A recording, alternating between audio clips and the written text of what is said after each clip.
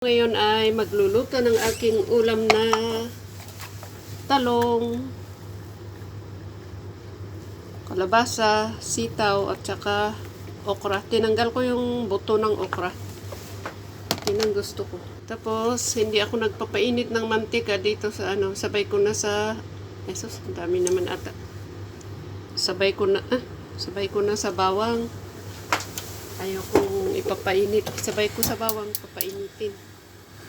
Ganito lang siya. Kapag bumango ng kunti, saka ko ilagay yung gusto kong pabanguhin.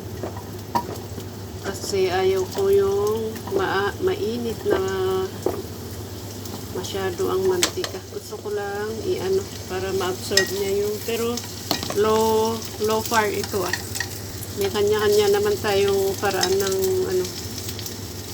At saka itong bawang, pang ko lang.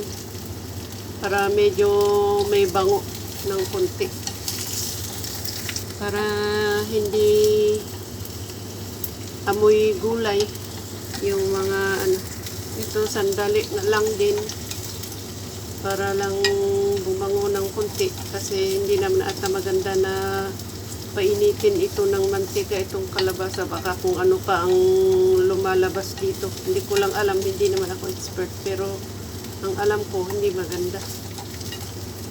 Ayan. Basta sandali lang. Tapos yung exact tubig,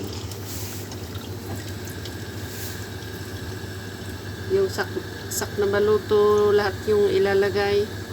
Yan. Takpan ko para kapag ma-half cook na, saka ko ilagay yung sitaw. Yung nearly half cook pala. Ayan, mga 1 minute siya kumulo. So, ilagay ko yung aking sitaw. Wait pala, dahil meron akong maliit na orange, kakainin ko na to.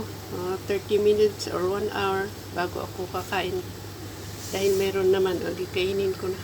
Maliit lang to. Ito yung maliliit na orange. Ay naku, baka ma-over yung aking sitaw. Lagay ko na yung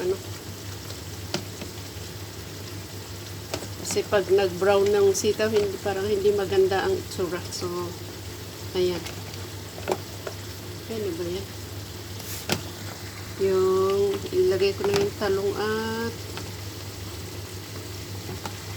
okra. Sabay naman silang maluto. Ito kahit hindi naman maluto, kinakain nila. Pero ayoko. Gusto ko yung medyo maluto man lang at least. Yun na, ganito siya kaliit. Yung orange. Pinili ko talaga yung maliliit. May maliit, may malalaki na orange. Kasi pag may yung medyo malaki, hinahati ko yun. Hindi ko kinakain lahat. Ko kinakain yung buo na kalahati lang. Matamis siya. Kaya kung ito ay malaki, edi kalahati lang kainin ko. Kasi matamis. Nilalagay kong asin ay kalahating stirrer.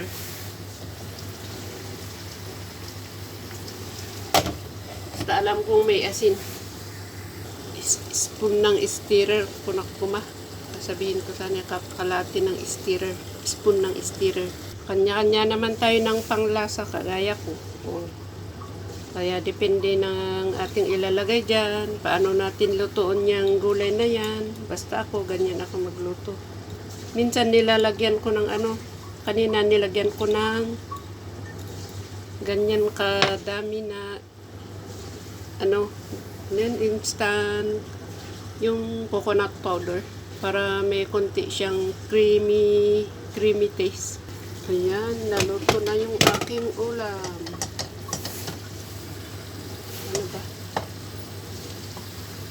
Sakto lang yung tubig na ilalagay para hindi siya parang naglalangoy sa sakto lang yan. Saka hindi ko hinahalo-halo para hindi madurog para buo-buo pa rin ang aking ulam.